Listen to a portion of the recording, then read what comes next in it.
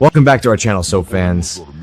It is an absolutely gorgeous day to talk about our favorite daytime drama, so grab your coffee, get comfortable, and let us dive straight into the madness. Wait, is Lexie Carver actually going to die again? Are you kidding me? After all the insane hype about EJ DiMera and Dr. Rolf bringing her back to life, the rumor mill is exploding with news that Nikki Crawford is already on her way out of Salem.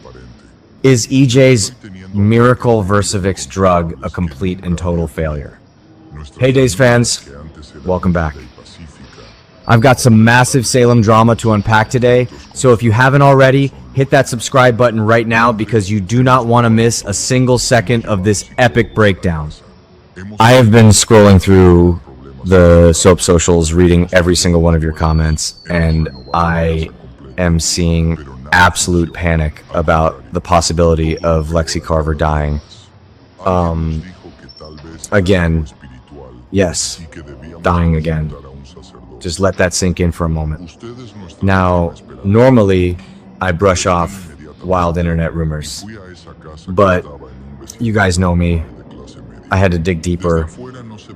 I reached out to my trusted backstage leaker, the one who always hands me the absolute best behind-the-scenes tea before it ever hits the official press, and you are not going to believe what they told me. I specifically asked our source about Theo Carver's mother, who is being played so brilliantly right now by the fabulous Nikki Crawford, and our source confirmed the devastating news. Nikki Crawford was only signed to a short-term contract, strictly limited to 6 months. I was stunned. Completely stunned. 6 months? Are you kidding me? Here is exactly how the timeline breaks down. Our insider confirmed that Nikki was in the studio filming her scenes as Lexie from April 2025 to September 2025. Now, for the newer fans out there, remember that Days of Our Lives shoots incredibly far in advance. We are talking about a massive 9 to 10 month lead time before an episode actually airs on your screen. Our source says that out of all the scenes Nikki filmed, we are only about halfway through her run right now. The episode's airing right at this very moment. They were shot way back in July of last year. So, take a deep breath. This means we are still going to have Lexie Carver on our screens for a few more months. But here is the absolute kicker. Nikki Crawford finished filming at the Days studio 8 months ago. She has been done with the show for almost a year in real time. So this leaves us staring down the barrel of a massive, terrifying storyline. What happens to Lexie? And more importantly, does this mean the miracle Versix serum cooked up by Dr. Rolf and EJ DiMera is a complete and total failure? I honestly believe this was a massive mistake from day one because EJ is driven by one thing and one thing only: pure, unchecked DiMera ego. He did not push this serum to save his sister out of the goodness of his heart. Let's be real for a second. He did it to play God. The actor playing EJ, Dan Regal, is absolutely killing it right now. But the character, completely out of control.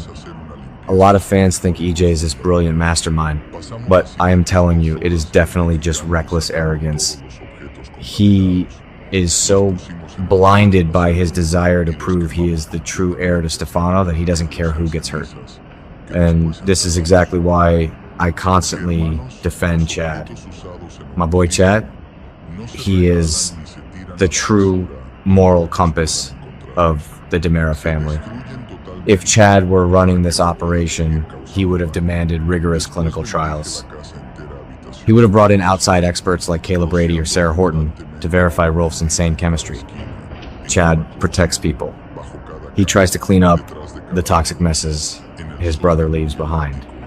We saw how Chad fought for Thomas and Charlotte, and how he is trying to navigate his complicated feelings for Kat Green while honoring Abigail's memory. EJ just uses people as guinea pigs for his own glory. If this Versix concoction actually fails and hurts Lexie, the blood is entirely on EJ's hands. And Chad is going to absolutely tear him apart for it. I cannot wait for that confrontation because Connor Floyd is going to bring so much fire to that scene. We have to look at the psychological damage this is going to cause. Lexie Carver is not just any character. She is the ultimate legacy character torn between two warring worlds.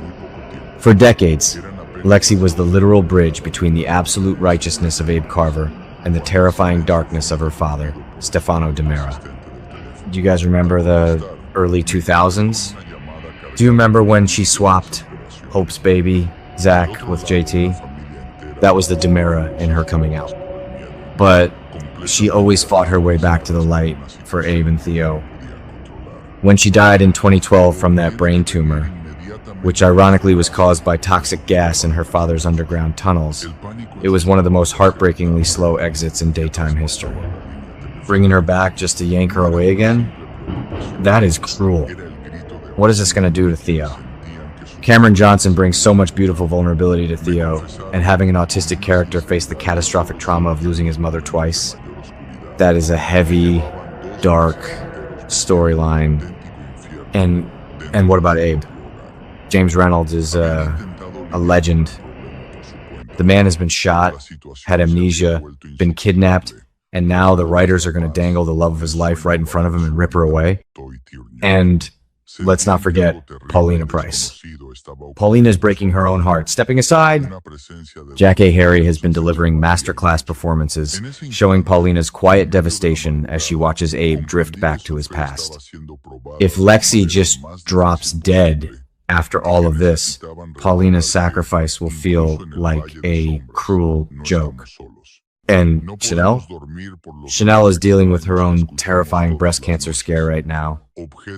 She is leaning on Johnny, who just survived a horrifying apartment fire thanks to Sophia and Kristen's insane revenge plot. The last thing this family needs is another catastrophic loss. It is just too much trauma for one family to handle in a single sweeps month. With Nikki Crawford's 6-month sprint coming to an end, the writers are staring down three very distinct options. Option 1, she dies. Does the Versix serum break down her cellular structure? We all know Rolf's formulas are notoriously unstable. Just look at what happened with Will Horton's memory loss years ago. If the serum fails, we are looking at another tragic deathbed goodbye. But I hate this idea. It is such a cheap sweeps month stunt. You don't undo a 13-year death just to kill her off again 6 months later. You just don't. Option 2, the stasis pod. Does she slip into a coma? Do they freeze her in one of the secret DiMera underground facilities?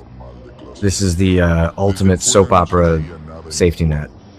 It keeps her alive off screen while the writers figure out what to do next. I can totally see EJ hiding her in a pod to cover up his massive failure with the serum. Option 3, a recast. Will they recast Lexie? Now, I have not heard a single whisper from our backstage sources about a recast. But let us look at history. Lexie has been played by some incredible women. Renee Jones is an absolute legend. She defined that role from 1993 to 2012. She is Lexie. The elegance, the fire, the conflict. She brought all of it to our screens for nearly 2 decades. And then we got that incredible tear-jerking ghost visit from Jackie Harry when Paulina was projecting Lexie on her own deathbed in 2024. Brilliant. So a recast is not off the table. Recasts are the lifeblood of daytime television. We just saw Connor Floyd step into the role of Chad, and he is already making waves. They could easily bring a new actress in to pick up exactly where Nikki Crawford leaves off, allowing Abe and Lexie's complicated reunion to continue playing out for years to come. But, you know, I cannot leave you without dropping my own personal theory. And I think this is going to blow your minds. What if the Versix serum does not kill her body? What if it kills her humanity? Think about the internal logic of the show. Rolf's serums always have terrifying side effects. When Will came back, he had no memory. When others came back, their personalities were completely altered.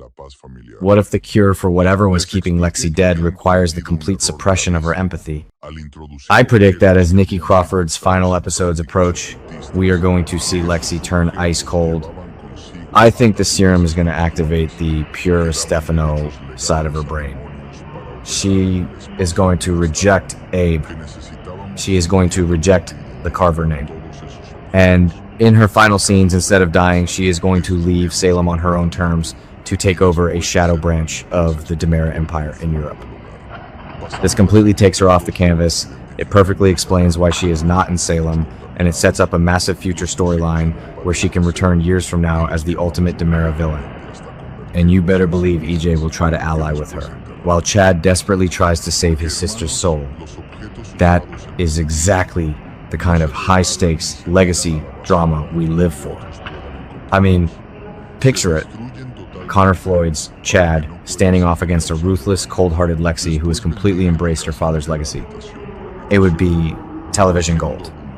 It would give the actors so much incredible material to work with. EJ would be standing there, smug and arrogant, thinking he created the perfect DiMera weapon, completely ignoring the fact that he destroyed a family to do it. This is why I will always take Chad's side over EJ's. Chad understands the cost of these insane plots. EJ only sees the power. What do you guys think? Is EJ lying to everyone about the success of the serum? Is Dr. Rolf secretly sabotaging the formula behind EJ's back? Or do you think the writers are actually going to recast Lexie and keep her in Salem permanently? Drop your wildest theories down in the comments below. If you agree with me that Chad is the only brother who actually cares about this family, smash that like button. Make sure you subscribe to the channel and ring that notification bell so you never miss a plot twist, a breakdown, or a ridiculous rant. Until next time, Salem, watch your back and stay far away from Dr. Rolf's Laboratory.